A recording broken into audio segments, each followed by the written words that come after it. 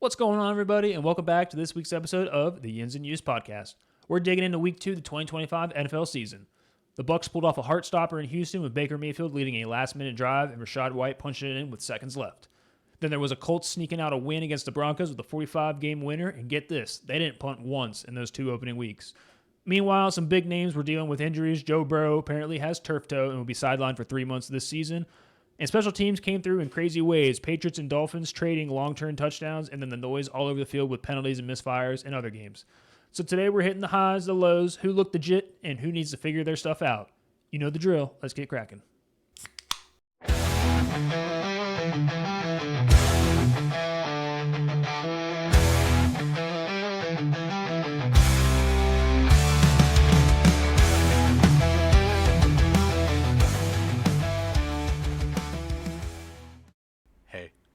You ready for something?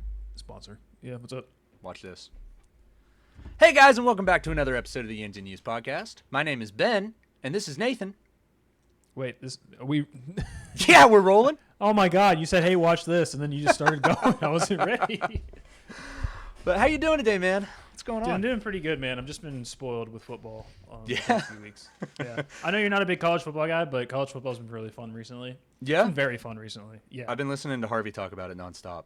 I mean, Rich Rod got his Stop. revenge. And That just was beat big. Pitt. That was pretty huge. cool. I I was at the wrong game that week. I was in Virginia Tech, and they're really bad at football. Boring. They're really bad at football. I will say that WVU played like dog shit. They played so bad. But Pitt played like more dog shit. Pitt played worse. Eat shit, Pitt. Yeah. Eat shit, Pitt. Rich Rod has not stopped celebrating since that win on Saturday. I don't blame him. I mean, don't that's the either. reason that we got rid of him in the first place. I thought he was going to have a heart attack on the field. He was going like 110%, like celebrating with everybody, like jumping and screaming around. And then he was on the McAfee show the next 2 days. And I didn't see him on the McAfee show. I heard about it, but he was pretty funny. So he's got me excited. hell yeah. All is forgiven. I felt like I wanted to say something, but maybe it wasn't that important. That's awkward. Yeah. Oh well. So take it away, man. Yeah. Do you want to just hop in? Do you want to do this quick little recap and then Let's we'll do it. break it down? We'll break it down. All right. Let me get into it. Hoo-ah, hoo-ah, hoo-ah. Music. Now, we start things off on Thursday night with the Washington Commanders heading to Green Bay, where the Packers look like a legit Super Bowl contender. Jaden Daniels is looking like he's about to hit the slump, and Tucker Kraft might just be the best tight end in the league with 120 yards and 1 touchdown. Packers win 27-18. Moving into the Sunday slate, we have the Seahawks traveling to Pittsburgh, where DK Metcalf gets on the board first, and the Steelers don't know how to play football whatsoever. Mistakes are made everywhere. They beat themselves. Seahawks win in Pittsburgh 31-17. Heading over to the Rams, we're visiting the Titans, where Cam Ward might just be the guy. Made it a contention game. Matthew Stafford decides to pull away later in the fourth quarter. Rams win 33-19. Then we move on to Jaguars in Cincinnati, where there's a toe problem in the NFL. Joe Burrow goes down with turf toe, out for remaining of the season. Jake Browning still manages to clinch a win for the Bengals to make them 2-0. Bengals win 31-27. And we got the Browns in the Ravens, where Joe Flacco returns to Baltimore, and he probably should have never showed up. The Ravens win 41-17. Lamar Jackson throws 4 touchdowns. Bills and Jets. Josh Allen suffers a bloody nose, but still doesn't stop him from winning 30-10 against the Jets. Justin Fields leaves for a concussion. Patriots and Dolphins, where Patriots finally have their quarterback since Tom Brady. Tua suffers his first loss to the Pats. Dolphins are in big trouble. Drake May throws for 3 touchdowns for a 33-27 win in Miami. 49ers and the Saints. Shanahan finally gets his coach that he wanted all along, Mac Jones, the starter for the 49ers. He throws 280 yards and 3 touchdowns to get a win at the Saints, 26-21. Then we move on to Giants and Cowboys. Are we watching Tom Brady and Peyton Manning? No, we're watching Russell Wilson and Dak Prescott. 41 combined points were scored in the fourth quarter, sending this game to overtime, where Brandon Aubrey clinches the win for the Cowboys with a field goal, 40-37. Look at the Bears at the Lions. Ben Johnson returns to Detroit, and he should have never left because the Bears are awful. Jared Goff throws 5 touchdowns. Amon-Ra St. Brown pulls in 3 of those, and they get the win over Ben Johnson, 52-21. Getting into the afternoon games, where we have our game of the week, in my opinion, where the Broncos go to the Colts in an absolute shootout. Back and forth, Danny Dimes and Bo Nix. Penalty late turns the 60-yard field goal into a 45 field goal. Colts win against the Broncos, 29-28. Danny Dimes might just be legit. And we move on to Panthers at the Cardinals, where Bryce Young tries to mount a comeback, giving Hunter Renfrow 2 touchdowns late in the second half, but ultimately can't get it done. Cardinals win 27-22. We have the Eagles at the Chiefs, where Mahomes looks absolutely clueless with no receivers. Chris Jones is absolutely furious with the tush push. Eagles still managed to get it done, even though Jalen Hurts threw 100 yards, but he didn't give a shit. He won the fucking game. 20-17, Eagles. Go Birds! Falcons at the Vikings. This is the game of the week for anyone that loves field goals. That's all it was. J.J. McCarthy really struggling late. Bijan scores a late touchdown. Falcons win 22-6. Moving on to our Monday night doubleheader. We have the game of Monday night. We have the Bucs at the Texans. Don't ever face a pissed off Baker Mayfield because he will go ballistic. He gets really hot in the last 2 minutes.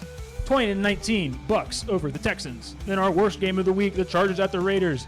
Justin Herbert still looks really good, but Geno Hurts is seeing ghosts. He throws 3 interceptions. Chargers looks like they can't be stopped. 20-9, Chargers win, and that is week 2.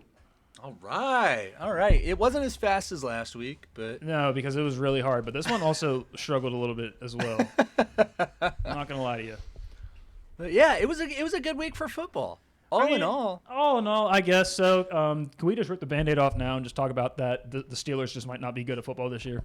Let's talk about it. It's awful. They look so bad. It's awful. The defense. What happened with that kickoff? So kickoff in the back of the end zone. Caleb Johnson was back to receive the ball. He just watched it go into the end zone and then trots right off the field when it's still a live ball. Seahawks get it. They score a touchdown, and that put the nail in the coffin for the Steelers on Sunday. That was so good because I was watching that game with you. It was stupid. When I left, 14-14, I get home and it's what, like 14-31 or something crazy like that. Yeah. So you're the problem. You were the problem. But 2 big things. That's so a stupid, just fucking play. One, how do you not know the rules of football if you're going to be back there returning kickoffs? Honest to God. And he could have just landed on it, got a safety, and it still would have been a better play than what happened. 100%. But at the same time, this is where I have to start. I'm going to start yelling at coaches now. I know we're really early into it.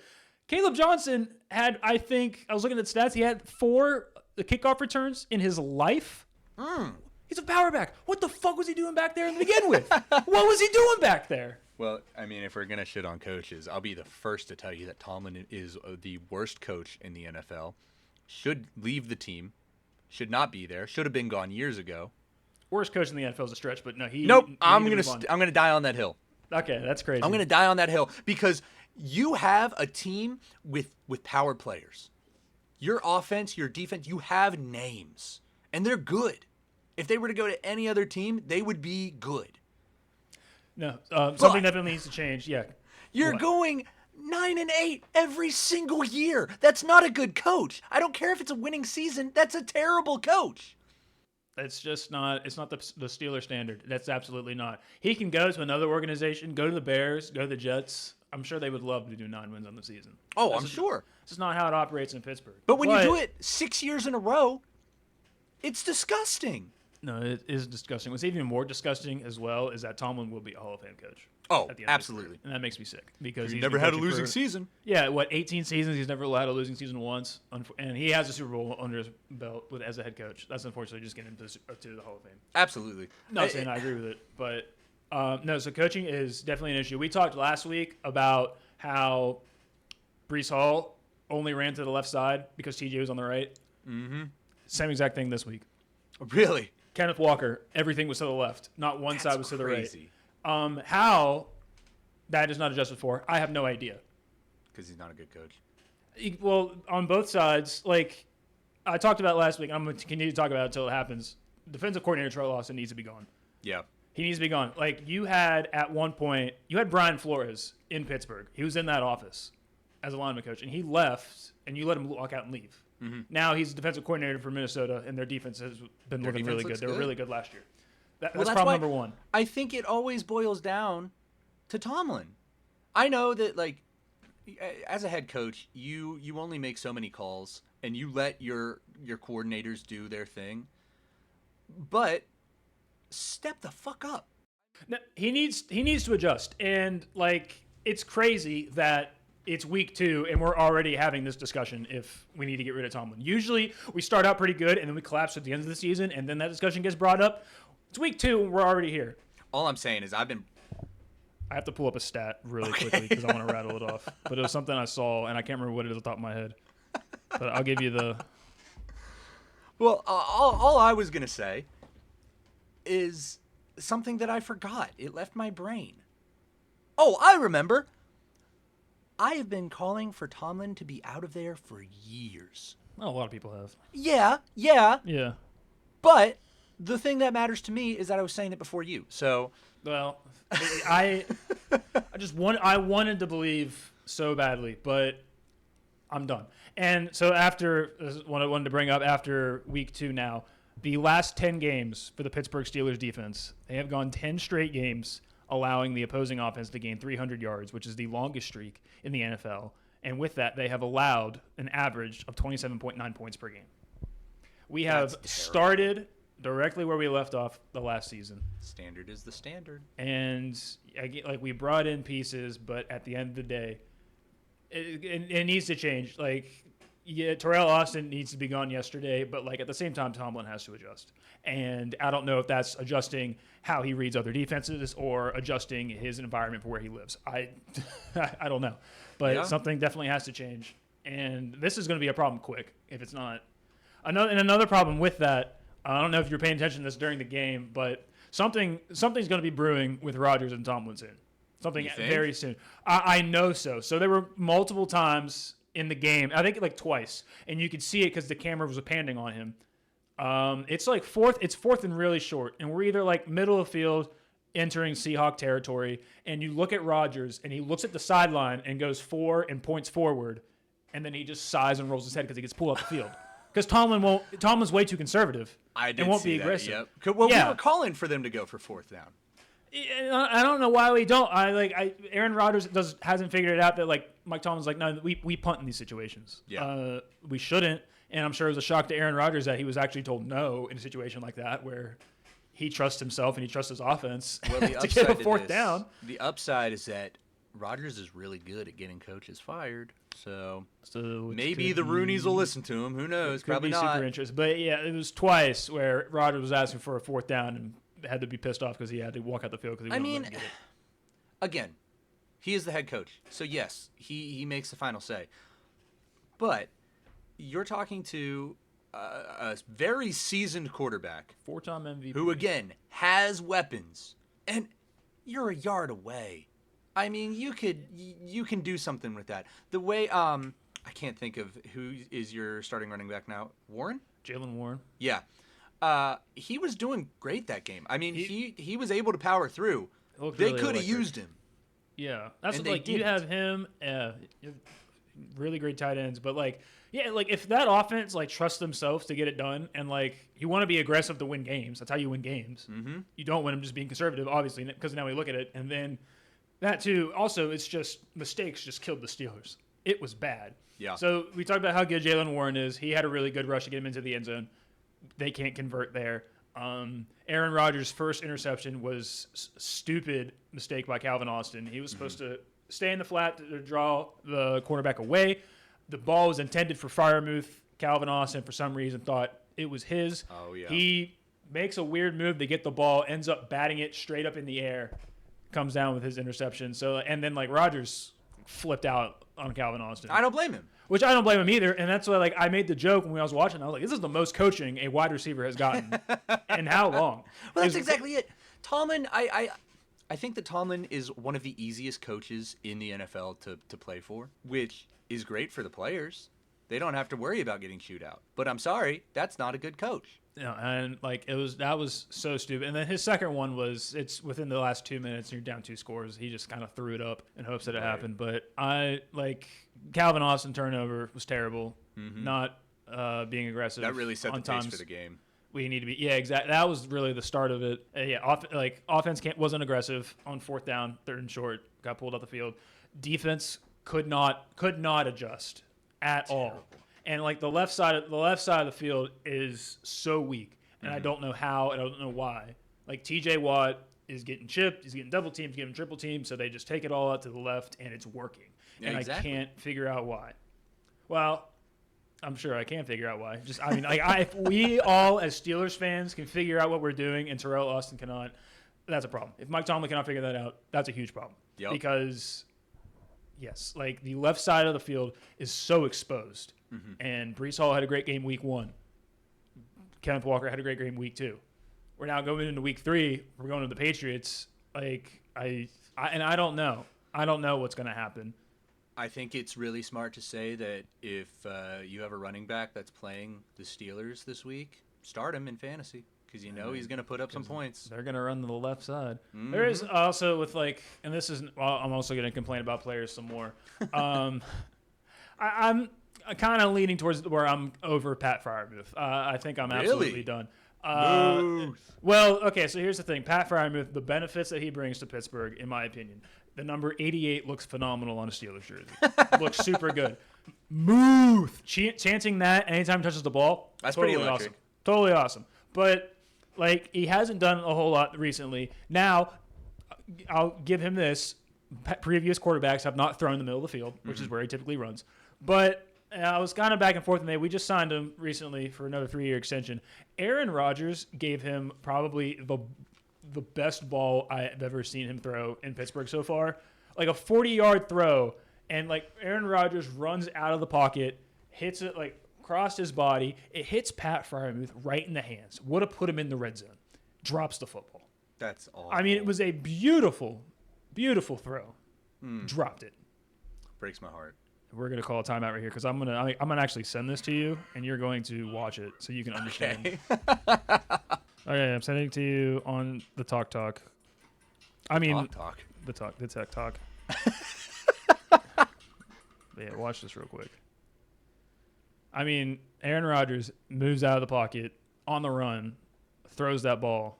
That's probably even 50 yards, dude. I mean, that puts you in almost at the 10, and it hits him in the hands and he drops it. Oh my God, what a ball! Oh my God. Yeah, that puts you in the red zone, and that gives you in prime position to score the ball. Oh, okay. I understand that this is an Aaron Rodgers hype video, but you can't post a video of him throwing the ball to a receiver, the receiver dropping it.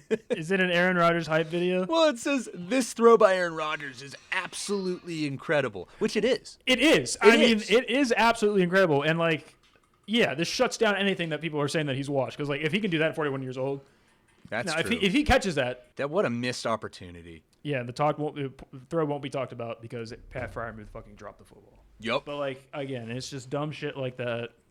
Caleb Johnson not understanding the rules. This is also, I'm going to open this up into conversation. Our special teams coordinator, Danny Smith. I'm not calling for him to be fired, but we need to definitely at least have a conversation on why the Steelers punt team and their field goal team is phenomenal. Yeah. But their kick return team is god awful. Because Caleb Johnson doing that is insane. But there's also no given reason in this universe that I should know the name Gunnar Olszewski. I only know that because he is the worst kick return I've ever seen. Who toe taps a kickoff when it's going out of bounds? He did that. The kick was going out. The kickoff was going out of bounds. He toe taps it and catches it out of bounds. Why would you do that? It's just a fucking moron. I don't know. Years, why would you do that? The kick return team is it's terrible, and I don't get why. But our punt team is great. They can block punts and return punts very well. Same thing with the field goal team. They can block and Chris Boswell has no ever reason to panic because he just set up well. But what are we doing? Why is one side so good and the other side is so bad? That's insane. So bad. Why would you toe tap? Exactly, the toe tap. And then I'm all over the place because I'm so fired up about the Steelers team, and it's already week 2. I'm ready to have the conversation that we need to trade Alex Highsmith. I'm ready for that as well. Really? So he was battling an injury last year. He was out for a significant time. This game did something to his ankle. He's going to be out for a little bit. Nice. Yes. So, and I feel that way because we have Nick Herbig, who's been really good. He's in his 3rd year now. He's been awesome anytime he plays. He had an interception week 2 in the Seahawks. So nice. He looked really good and can fill that left side way better, in my opinion. I appreciate Alex Highsmith and everything he did, but given his recent history, I think it's time we got to move on. And I think he's good enough where I think you can get something valuable in return for him. Oh, absolutely. Yeah, but, I mean, I don't know who you could really trade for right now, but that's what I was talking to I was talking to Tom about like what else do we need that like genuinely could help. Right. I don't know. Like a wide receiver, I guess. A new coach. Well, yeah, but you said Tomlin and Highsmith for a package for I don't even know. Literally any other coach. Yes, but yeah. I mean, we shouldn't even be having this conversation this early. So yeah, I hate that we're at week 2 and I'm like already super nervous moving forward. But let's look at the schedule. We look at the next 4 games: Steelers at Patriots, Vikings in Ireland, hosting the Browns, and then we go to Cincinnati for the Bengals. Wait, is that next week? After this week, yes. Oh, okay, I got you. Ireland, yes. That'd be But interesting. like anything in that 4-game stretch that isn't 4-0, I'm gonna panic. Yeah. You have Drake May. Now Drake May has looked good. This Patriots defense has not looked good. So our defense needs to look good against Drake May. That should be a win. I don't know. I just don't. I want to say that your offense is strong enough. You just can't be conservative. I guess that's really the only issue. We weren't conservative when we needed to be to move the ball down the field. We punt too much. So like that should be a win. Then in Ireland, we're facing I forgot his name. Carson Wentz. Holy cow. Carson Wentz and a Vikings team, which I don't know. We could be the resurgence of Carson Wentz. I have no idea. So like, but like, really listen. excited. So this week they play the Bengals. Mm-hmm. It's Jake Browning and Carson Wentz, and then the next week is Carson Wentz at the Vikings. I mean, or Carson Wentz against the Steelers. If he plays good the next 2 weeks, do they move forward with Carson Wentz? I would. Okay. Again, Carson has had his downfall, and he is not the quarterback that we saw in 2016, 2017, right? That being said, as I've said in previous episodes, I think it's really smart to let your rookie QB sit back and watch a seasoned quarterback who, granted, he's on a new team, and he's also learning the scheme, but I think it would be really smart to let JJ sit back, or even do a dual quarterback kind of setup. Depending on what their strengths are, I don't think that McCarthy is really it right now. I don't think he's good. I'm going to be honest with you. I'm with you that it's smart to let him kind of sit back. I just don't know if that's going to help him. I really don't. Yeah, But- you could be totally right. Yeah, but like, if there's a place and a coach to help Carson Wentz bounce back, it's Aiden O'Connell in the Vikings. Oh, yeah. So I really like that. No, But- I'm excited to see him play again. I'm praying for him. I hope he does great. Yeah, I'll be pumped. But again, that's the second week. We're playing Carson Wentz and the Vikings. Week after that, we're playing probably Joe Flacco and the Browns. Yeah. And Dylan Gabriel played a little bit towards the end of the Ravens game when they were getting pummeled. Right. And then week 4, we're playing Jake Browning and the Bengals. So backup quarterback, old man / rookie, and then Drake May. Like that should be, if it's not 4-0, it's going to be a problem. I don't foresee 4-0. It's going to be a problem. Well, then we're going to have an issue. I mean, we're yeah. going to have an issue. That's all it is. No, that's kind of where I'm at. The Steelers again. I hate that it's week 2 and we're getting into week 3, and we're already having this conversation of gonna be what a the fuck are we doing. long It's gonna season. be a long season. And it's gonna be a very long season. So I don't know. That's all my grievance for the Steelers. I'll get it all. I got it all out of my system. I think. Okay. Are you feeling better? No, but this will do. You know what? Let's for the sake of this, we got to move on because I can talk about this for another like hour and a half. All right. I mean, start with the Thursday night. We got the Commanders and the Packers. Yeah. Where the Packers look really legit. Oh yeah. They Oh look yeah. really good. No, I was. I've been hyping up the Commanders all off season and the first week, and I was super wrong. Well, they also had a pretty tough start to their schedule. Well, they won the first game. They won the Giants. They but like, did. I think But the it's Packers are just that Giants. good. I think the Packers are just that good. The I Packers don't know. are a really good. I mean, team Micah this year. Parsons is helping that defense. And Like, he's I'm making amazed that impact. just one person, one tackle can change a whole team. clearly 'Cause our- not that Green Bay was bad last year. I mean, they were really good. Jordan Love was really holding that team together. But they got all their pieces now. But yeah, this is Super Bowl contenders, I think. this for is sure. good. This is definitely it's gonna enter the Packers into the conversation for sure. If Oh, they're- yeah. what they already are. But no, the Packers look good.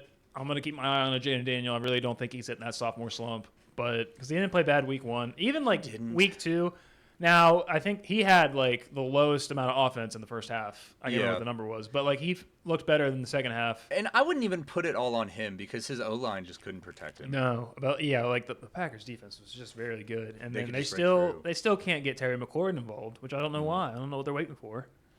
One day. You just paid him all that money. Yeah. That seems to be a real issue in the NFL is as soon as you start to pay them a lot of money, they like fall off for that year. And I don't know. It's a weird little coincidence, but It is, but the Packers are still, I think, really good. I'm gonna keep my eye out on the Commanders as well. Tucker Kraft is actually really good too. I don't know what's going on, but no, I'm kind of upset about that because he was really not great last year. they didn't really use him too much. They had all those wide receivers. Yeah. But now they're down a receiver for I don't know how long. I don't know what the injury was like, but like out the gate, has 2 touchdowns so far. Oh yeah, He had 120 yards. He had against the 120 Commanders. as a tight end. Yes, That's crazy. And a touchdown. Good for him. Good for him. Yeah, but the Packers, dude, I don't know. I was always a Packers hater too, and it feels weird to root for him now, but I do like seeing them. I mean, yeah, they're a pretty they're electric young team. so they're pretty cool. Oh yeah, they're Right. content for a while. I like the Packers. All right, let's keep moving on here. All right. We got to address the toe issue that we have in the league right now. Okay. I mean, I don't know what's going on in this turf toe injury, but Joe Burrow is probably out for the season, at least 3 months. I was gonna But- say they're talking like week 16 for him to be back. Yeah, like unless they make the playoffs, but I don't know. I don't foresee that. I mean, Jake Browning did get him 9 wins 2 seasons ago. That was the second time Joe Burrow went down in his career. But Jake Browning, they finished 9-8. They were last in the AFC North, but they Right. still finished 9-8. Yeah, that's still So- good. Hey, the standard is the standard. Am I right? Yeah, whatever. But yeah, Joe Burrow, he needs to leave Cincinnati. He does. They were comparing stats with him to Andrew Luck, and I can't remember what the sack was. I think at this point in Andrew Luck's career, he was sacked like 180 times, and Joe Burrow has been sacked like 215. Oh my God.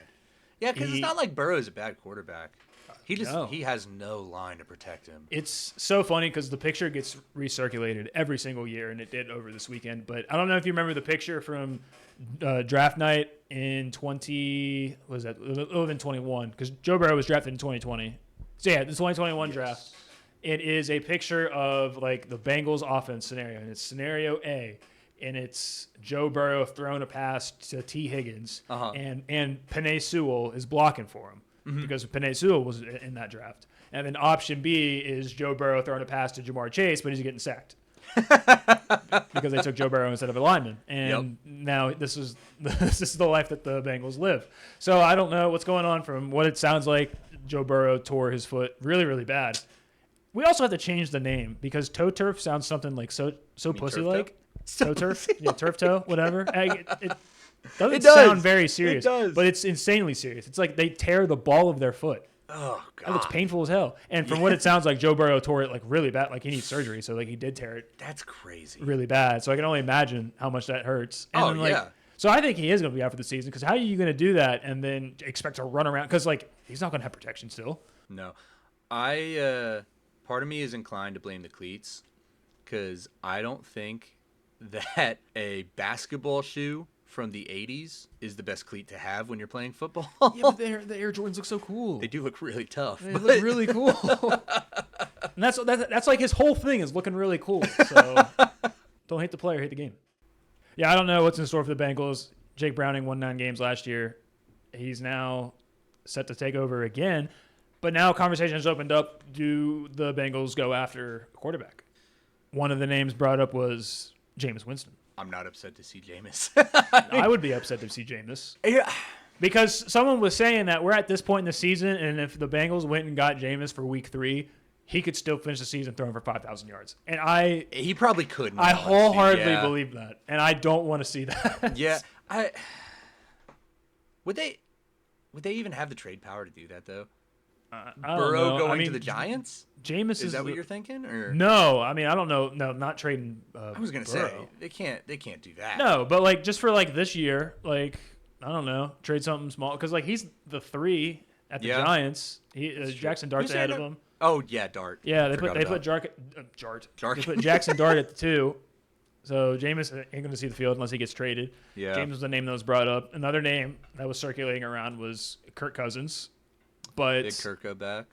They don't know if the Falcons can afford, and even if the Bengals can afford, to eat all that money because he's getting a bag just to collect dust it's like on the $90 Falcons. million just to sit on the bench. It's something ridiculous. He got paid a huge paycheck, and then they still went out and got Michael Penix. Yeah. I don't know. I think best case scenario would be Jameis. That wouldn't be a bad pickup for him. Yeah, but I don't want to see that bad. But where could Burrow even go? Where? Well, this is not them getting rid of Burrow. No, Like, no, I this is know. just- I'm just thinking. Oh, you're I saying mean, like okay. if they are or if Burrow would be looking at leaving the Bengals because he does need to go to a team that has a line, and I don't think that they can fix that in one draft. You think about all the obese people in the world, and like the Bengals can't find 5 of them to defend Joe Burrow. But I don't know. I'm sure if like that was ever a thing where Joe Burrow requests a trade, the teams would spend an insane amount to get him because He's I a think great quarterback. Whoever he went to, they would immediately become Super Bowl contenders. Yeah. I think he's that good. Yeah. I I'm not wouldn't. gonna. Yeah, outside of the Bengals organization, I think he's that good. Yeah, not that good for as the long as he Bengals. has weapons, I think that he wouldn't be bad at all. Plus He has just needs an protection. O-line, No, and he needs who cares somebody if he's to throwing throw it to. He'll put it in the breadbasket. He Yeah. just needs a second and a half to throw the fucking football. That's all it is. That's true. It's all it boils down to at the end of the day. But Jake Browning, we'll see. Next game, Patriots the Dolphins. Dude, Dolphins are in trouble. Yeah. They're oh my in so god, much trouble. they look terrible. That being said, I think you're gonna be right about the Tyreek Hill trade. Well, yeah, that's what it's being speculated that other teams have been reaching out for Tyreek Hill, and this is just like not a good team. They had a players-only meeting week 1. Oh, That is dangerous. That's not at the good start at of the all. season. And this is a team that needs to do good early because they can't play in December. They can't play in the cold. no. They've proven that for years. So 0-2, they're playing the Bills tonight, Thursday Night Football, to which I can only presume is an 0-3 start. Yeah. There's no way that they beat the There's Bills. absolutely no way. The Bills I'm have looked. Josh Allen himself has looked phenomenal. Gotta place a bet on that real quick. Place your bet. I'm going to continue to rant about this. Keep going. Yeah, I think Tyreek Hill is going to go to a contender. He's going to be a trade issue. He's going to be God. It's going to open up conversations if Tua is the guy. They already paid him an absurd amount of money to make him a top quarterback, highest paid quarterback in the league. I think they've he already used done to that. be the guy, but now he's seeing double. Yeah, like, it's so bad. And now, like, is head coach Mike McDaniel going to make it to the end of the season? That's exactly what I was gonna say. Do they drop McDaniel at this point? Do they fire him? I don't know. I will say this is my one grievance that I'm okay with because I'm not a Miami fan. Because I have to list, I have to play you very quickly a snippet from the Week 2 loss of the Dolphins. And if I heard this coming out of Mike Tomlin, I would have shot myself in the face. This is head coach Mike McDaniel talking about the loss to the Patriots. Okay. To win games, you have to win the game, not lose the game, honestly. And that is how you lose the game. You're moving the ball down the field. You're 1st and 10, and then you find yourself at 2nd and 20. This guy does not know what the fuck is going on in Miami. If you play football, you got to play football. That's what I heard. I That's don't the know. dumbest Like, thing I've ever heard. Exactly. Like I'd be throwing a fit. This guy, I don't know if he makes it to the end of the season, Ben. If you want to win the game, you got to win the game. I really don't know. And like again, I'm shocked Tyreek Hill is even still on the team. Like he said he was done at the end of last season. Tua has not looked very good. I don't know, dude. I think if Tua's smart, this should be his last year. He can't take another hit. Well, that's also true. But like again, like the Dolphins paid him an absurd amount of money. How Like, long is his contract? Oh, I have no idea. But they paid him. So like, where do they get? I don't even know. But where do the Dolphins get their first win? Let me figure that out first. Yeah, I don't know what their season looks like. Well, they play the Bills tonight. That's what, 0-3? That's a loss. Yes, that's absolutely 0-3. Depending on if Justin Fields is back, the next week is the Jets. There's a chance. I don't know. but Even then- if Justin Fields comes back, then they have a chance. Let me yeah, say that's what I'm that. saying. Unless Tyrod Taylor looks phenomenal this Sunday. But Uh, I'm not counting on it. no. And then the Panthers. I don't know, dude. Like the Panthers looked awful the first half against the Cardinals. But I think they're going to be Caleb- sneaky this year. Bryce Young figured it out, and he almost won them the game. Like they recovered the onside kick. They were driving down the field. Mm-hmm. Just penalties and a sack, end of the game. But Like the Panthers, I think are going to be sneaky. They have the Chargers right after that. The Chargers, the Browns, the Falcons, the Ravens, the Bills again. They have a tough season. Commanders? Oh my God! And they Now play hold on. They play the Saints November 30th. There's a chance. There's a chance. There is a chance. Now this will be a fun one in December. You have a team that can't play in the cold versus a team that can't play in December, and that's Dolphins and Steelers. So, dude, I don't know, man. This is tough. This is bad. This is going to be. Didn't realize like this is genuinely a really tough schedule that they have this is together. This is a collapse in Miami, and it's bad. Oh my God! It's going to get really bad. Do you really think quick, they go 0-17? I don't unless they just commit to the full rebuild and they tank and then just get rid of everybody. Will they throw a parade in Miami like they did for the Browns? Because I think that would be kind of cool. The back-to-back 0-16 seasons were legendary. They were awesome. Crazy. But yeah, dude, I don't know, man. The Dolphins are in trouble. Dolphins are in big trouble. That's not a good look. It's not. So yeah, I think Tyreek. I think something will get worked out. That's what it sounds like. The Steelers have been in talks for a Tyreek Hill. I know the Chiefs have as well. So I don't think that Tyreek going to the Steelers is what the Steelers need, though. It's going to get the attention off of DK a little bit. I guess. Well, yeah, that's true. That's true. Because I love Calvin Austin. What is it? Do you guys still have Darnell Washington? Absolutely, we still have I thought so, but need to use him more. I was going to say, reason I asked is I haven't heard his name. Well, I mean, you got Pat Fryermuth, Jonnu Smith, and Darnell Washington. And Yeah. Connor Hayward. Don't even get me fucking started on Connor Hayward. I continue. So nope, I don't want to do it. We'll be here forever. We'll have plenty of episodes to talk But yeah, about. just know that he made the case of why he shouldn't be on the team against. He had the most disgusting block I've ever seen in my life. And then a bad disgusting. Not a good disgusting. A bad disgusting. Anyway, I digress. But it's looking bad for the Dolphins. I'm not liking it. The Patriots, their defense isn't very good, but I do like Drake May so far. And I'm not just saying that because he's my fantasy quarterback, but I am liking him. We're 2 weeks in. I think we're still due to overreact. I think that's still allowed. We're still early in the season. I like Drake May. I don't like the Dolphins. I understand that. All right, we'll move into these later afternoon games. We'll start in the NFC East. Probably not the game you want to talk about, though, but we talk about how insane the fourth quarter was for the Giants and the Cowboys. Oh, my God. They split up 41 points combined in the fourth quarter. I'm so upset about that. Okay, let me rant about something. And the Steelers are going to get some shit for this, too. Okay, I placed 2 separate parlays for a sweep. I predicted all the games for Sunday and Monday. And I had one where the Giants won and one where the Cowboys won. Whatever. Fine. Totally expected the Cowboys to win that. And then I thought, you know what? I'm feeling crazy. Let's go Giants. I'm all in on the Giants. And then they had to fucking win out of nowhere in overtime for no reason. Granted, gave me some fantasy points. Oh, you got Brandon. But what a leg on that guy for one. He's on him. He makes it look a little too easy. Too easy. So I don't know why the NFL needs to figure this out, that one, old Major League Soccer players are good at kicking. Yes. Number one. Number two, Australian-born players are good at punting. When the entire league will figure that out. It's really true. When are they going to figure that out? Yeah, like when we're going to it's going to click that, there's a whole market. Do you think it's the rugby? Yeah. Oh my God, I never put that together. Yeah. That makes so much sense. They're playing rugby and then they're playing soccer, and then this is easy for them. That makes a lot of sense. It's so easy for them. Let me continue this rant real quick, though. Please. Because I almost got every single one of those games right, except for the fucking Steelers. They cost me $13,000. Here's the thing, Ben. This is on you. I'm going to tell you why. Tell me. Do you remember a few weeks ago when we were recording one of the early episodes and you said the Steelers just find a way to lose games that they should win? Yeah, you're going to make me eat my own words. They should have beat. Damn it! Sam Oh, Darnold. it made me so mad. Yeah, I'm right there with you, dude. But anyway, yes, we'll continue to talk about Giants and the Cowboys.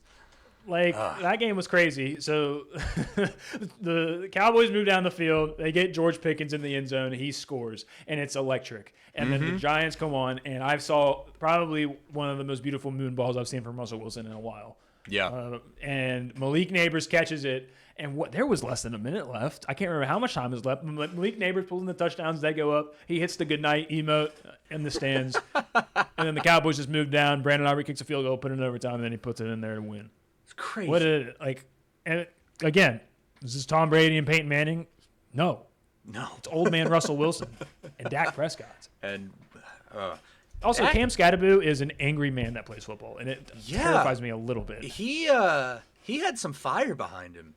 He scored his first touchdown. Did you see the video from him on the sideline after they just went up and scored? No. He runs down and throws his helmet down, and Russell Wilson is getting water or something because they just went to drive. And Cam Scatterbo, the rookie, runs up to Russell Wilson, grabs him by the collar of his jersey, pulls him in, and starts shaking him. He's like, "Let's fucking go!" That's kind of awesome. It was, but I was like, cool. "Holy shit!" This guy plays mean football, and I think they're going to start using him more now because he looked really good week 2. Hey, he looked great. Yeah, they didn't get him too involved week 1. Mm-hmm. He looked really good week 2. I'm hoping, and I would love to see them move forward with Cam Scatterbo because this guy's fun to watch.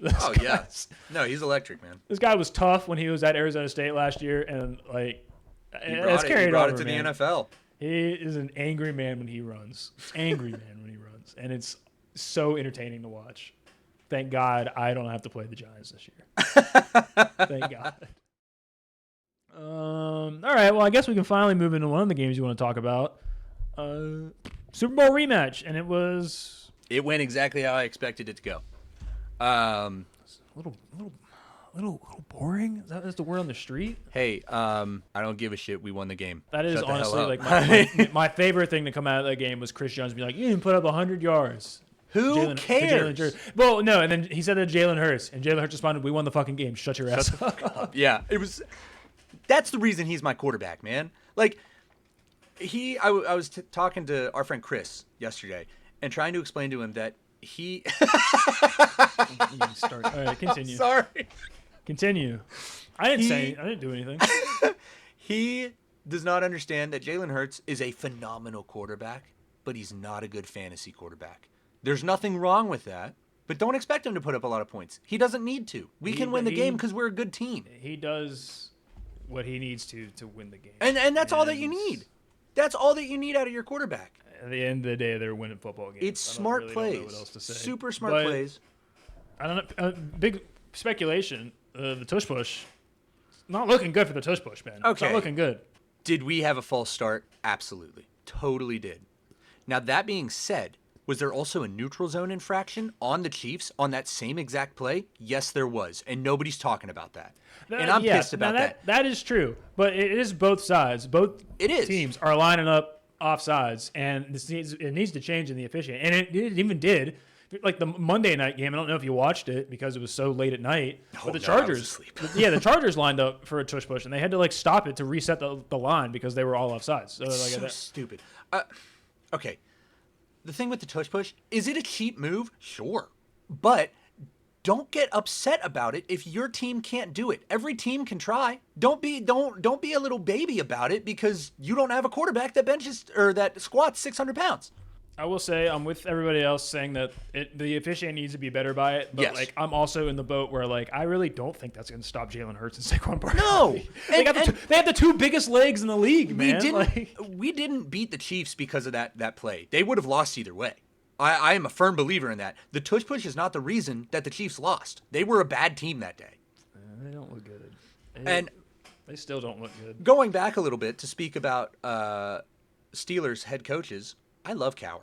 I want to put that out there right now. But I think that Cowher is the biggest baby in the world right now for saying that the tush push is not a football play. It's a QB sneak perfected. Cowher also doesn't like onside kicks, and that makes me upset. He has some bad takes. I saw that the other day. I couldn't sleep the other night, so I was scrolling through Twitter, and I saw that, and it woke me up. I have never been so fueled. Because, again, I have a lot of respect for Cowher. But how can you say that it's not a football play? People have been doing QB sneaks since the beginning of this game. And nobody has said anything before. Now that somebody is good at it, you're going to be upset? Yeah, proof of that? Were you there when they were wearing leather helmets doing tushy pushies? They weren't doing tushy pushies. They were doing QB sneaks. And then they figured out how to do it 3 years ago. We can say, we can just push this guy forward. I mean, really, that's the key. You draft a quarterback that can back squat 600 pounds, and then you trade for a running back that can also squat. Shit, you don't even need a quarterback that's tough. You need two people behind him that are tough. That's all it is. The it just helps that Jalen Hurts is very tough. Well, no, absolutely. The quarterback, the only power that he is throwing into that is the first initial push. Everything else is coming from the backfield. Just has to hold the ball. That's really about That's it. That's it. You need a QB with hands. Kenny Pickett's the only quarterback that could never do it because he doesn't have hands. He does, but they're just too small. Maybe those two gloves would really hold on to the ball. Size matters in this league. But that being said, I think that people need to stop complaining about the tush push and just learn how to defend against it. And it is hard to officiate. I'll admit that. You can't just have a ref down there watching every moment of it. But teams are trying to learn to block it, and they're also in the wrong. Like I said, neutral zone infraction. What we saw last year at the NFC Championship.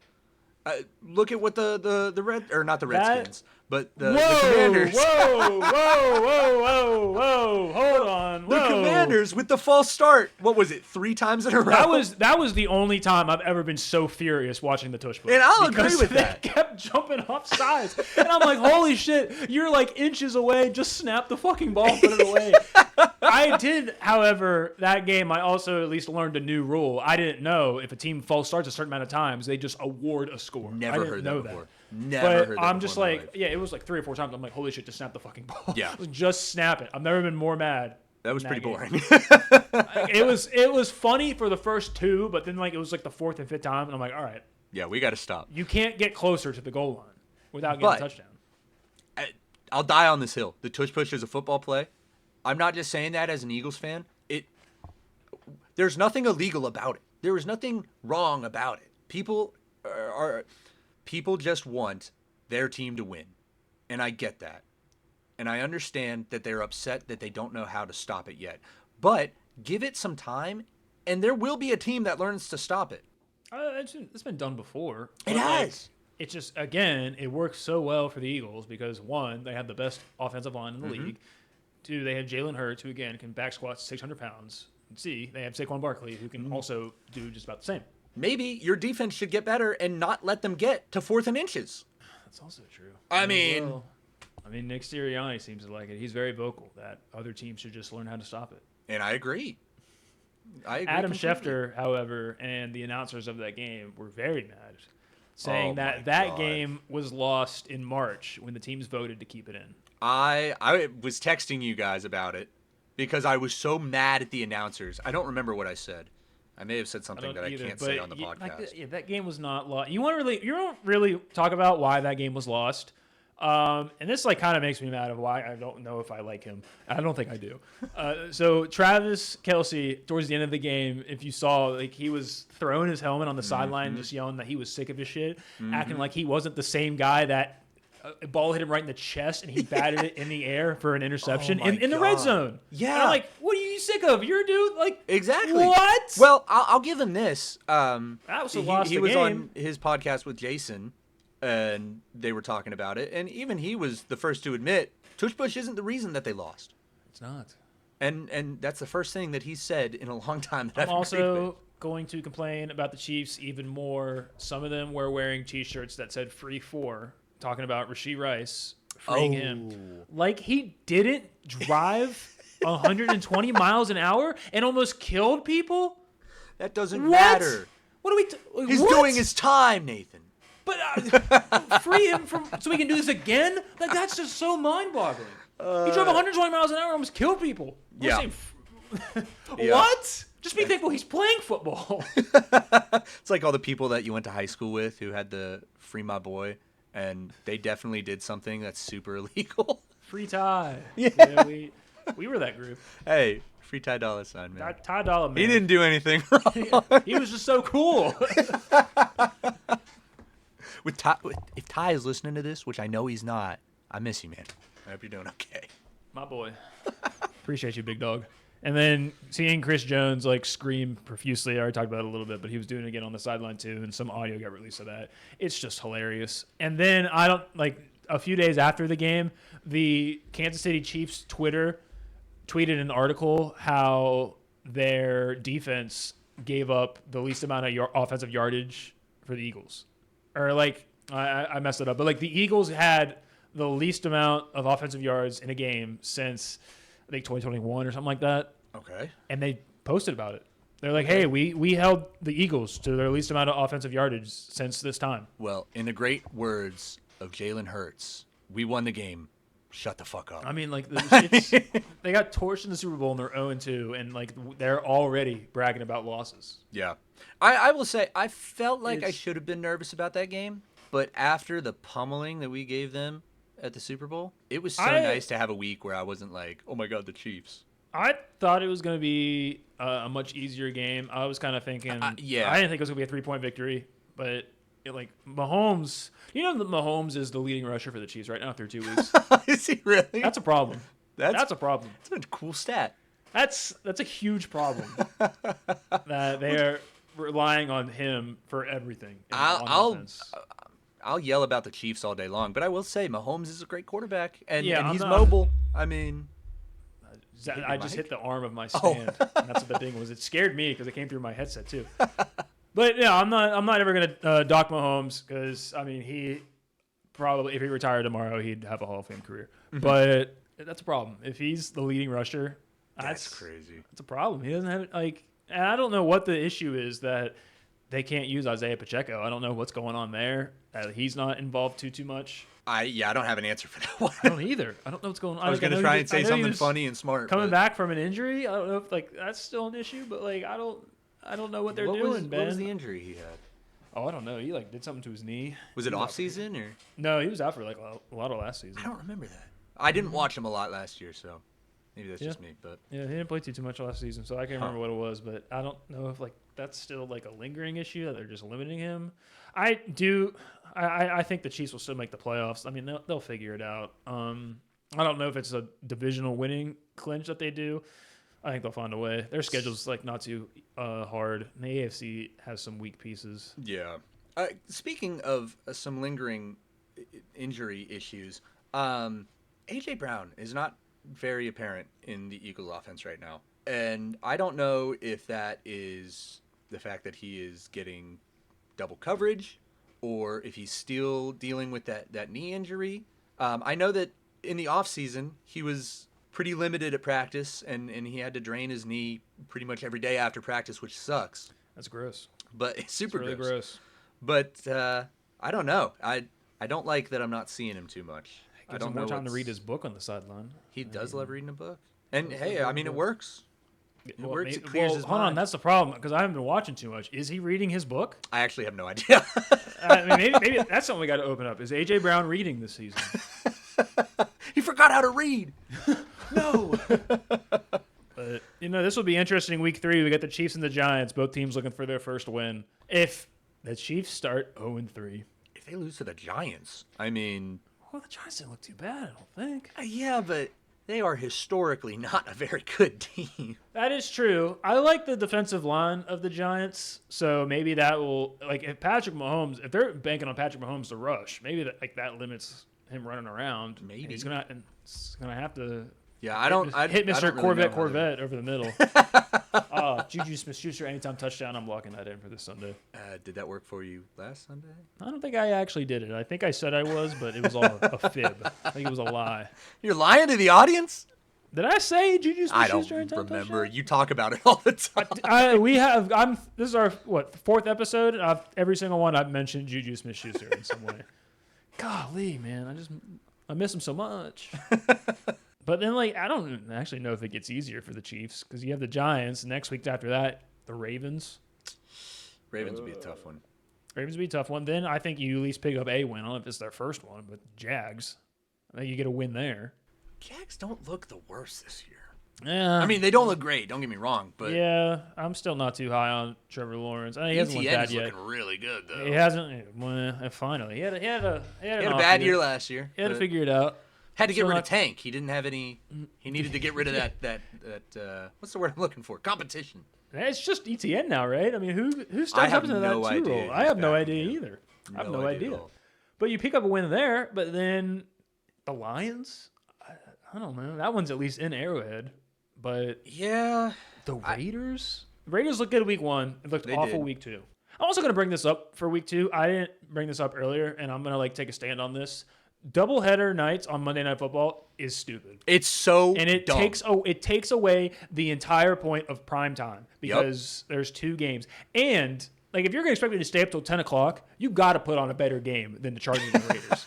I had to watch Geno Smith throw 2 interceptions. The very first play of that game, he throws a pick. Oh, I saw the pick, and then I turned it off and I went to bed. And then it's even more of a crime that I have to watch the Bucs and the Texans, which was a phenomenal game, to then get me excited for football, leading me right into Chargers Raiders at 10 o'clock where I'm already tired. Yep. And I had to watch that. That's got to be figured out. Yeah. Because that. If they keep doing it, I will not watch those games. It sounds silly because I'm complaining about being spoiled with football, but you got to put on a better performance than that. Well, there's something to be said about, like you said, there's the primetime game, which is what you look forward to. And sometimes having less of something makes me want it more. Yeah, it makes it all the more better because it is prize time. And then even just continuing complaining about how the schedule, there were we had 2 Monday night games, we had a Sunday night game. There were only 3 4 o'clock games. Really? Every other game was at 1 o'clock on Sunday. I was gonna say I felt like so hard. Sunday was really packed. Sunday morning was packed at 1 o'clock. Was it 9? I think there were 9 1 p.m. games, which is way because you can't keep up with everything. No. We're trying. We got YouTube That's TV. why Shout out YouTube TV. You can do the multi-grid, but the ball knower. Yeah, so. I can't keep up with all these games when there's 9 of them going on at 1 o'clock, and you only 3 in the afternoon. I mean, shit. We had 2 TVs set up, all with the multi-view. Still couldn't get all the games. We still couldn't get every game in, and that's hard. That's crazy. So we got NFL. I'm gonna watch them, of course, but at least make it easier on me. It's please. a money I'm league. asking very nicely. They just want more money. How's it even a money thing? Just move a couple games. I think you know what it absolutely was? They wanted everybody to watch the Eagles and the Chiefs. That's definitely what it was. It's a great Fuck team. you, Ben. Fuck you. Golly. You know what's even funnier? I didn't even watch that game. Wait, really? I was watching the Broncos and the Colts, which is a phenomenal game. No! That one was. I was looking in. All my texts were going on deaf ears. Yeah, they were. But the Broncos and the Colts was a really entertaining game. Yeah. I'll be honest. I didn't watch that one. That one was good. Bo Nix is still struggling a little bit. Yeah. The Colts managed to sneak out a win against the Broncos. Daniel Jones, Indiana Jones, looks really good. Honestly, should have lost that game because here's what happened. So the Colts are down by 2. Like 3 seconds left. I think they're lined up for a 60-yard field goal to win the game. Kicks it. It goes wide right. Game over. However, flag on the play. They called leverage on the defense. 15-yard penalty, which now makes it a 45-yard field goal. Easy money makes it. Colts are 2-0. For the first time in a while, I think, is what I saw. I'm trying to remember what the last year was, but I saw that stat. I didn't think to mark it down or anything. But, as I said before, Daniel Jones, man, he's the guy. So we were briefly talking about this. Yeah, I will. The first 2 weeks, he's looked great. Is this another scenario where we saw the Saints look awesome for the first 2 weeks last season, and then they just fell apart? I really hope not. I'm really rooting for Danny Dimes, but we'll just have to see, I guess. They look really good, and Jonathan Taylor also looks really good. However, I did hear if you have him on your fantasy team, you should probably get rid of him because he's not going to be doing very good either. So are you saying that so that Tom will give him to you? Or... No. I'm not saying that so that the league mate that we have will give him to me. I'm just calling it how it is. I mean, we're podcast hosts. Obviously, we know what we're talking about. Oh yeah. I would do anything to get rid of Jonathan Taylor. So my inbox is open for our league mate Tom that has Jonathan Taylor. I'm waiting for him. So okay, they play the Titans this Sunday. Who are you looking at? Right? Colts. It's going to be a 3-0. I mean, I'm for not the gonna... Texans. Who the hell? We're not talking about the Texans. Oh, 3-0. I'm thinking 0-3. Yeah, I'm sorry. I only have another drink in my Miller Lite real quick. No, I really think that this will be a 3-0 for the Colts. I don't think that we mark out the Titans defense like you were talking about last week, but that Colts offense is looking like they're finding a rhythm here. Do we, overreaction maybe? Do we lock in the Colts for AFC South winner? I mean, Let me check. Because you have so they're 2-0. The Jags are 1-1, and the Texans and the Titans are 0-2. I have the Jags winning it out. I had the Texans winning it out, but it's time. All right, listen, I know I've been saying this briefly, and you maybe kind of looked at me like I'm crazy, but it's time to now seriously have a discussion that was no sophomore slump from C.J. Stroud. That's just how he plays football. That really sucks, too. He looked so I don't know good what year happened one. his rookie season. He looked phenomenal. I hate to see him fall like that, but I think you're totally right. He has been playing really bad since he little broed Caleb Williams last year. Do you remember that? He just beat him, and he's like trying to tell him how to be better, and Caleb Williams is just like pissed off that he lost and wants to walk off the field, and he won't let him. CJ Stroud will not let him leave. He's like telling him how to be better, and then CJ Stroud has been dog shit ever since. Well, on the upside, he's still better than Caleb Williams. I'll give him that. But yeah, the Bears stink, and that stinks for Chicago. That's actually about it. I don't know why I said it stinks. I don't really care. It stinks for Ben Johnson. Stinks for Ben Johnson, who got booed out of Detroit. Yeah, Detroit's really good at doing that. Remember when Stafford went back to... Yeah, and they booed Stafford, and his wife tried to make it about her. So they booed her. Like, that's whatever. I mean, they were chanting "fuck Ben Johnson" as he walked onto the field to start the game, which is crazy. But like, I don't know. I'm kind of like right there because remember how good the Lions were last year.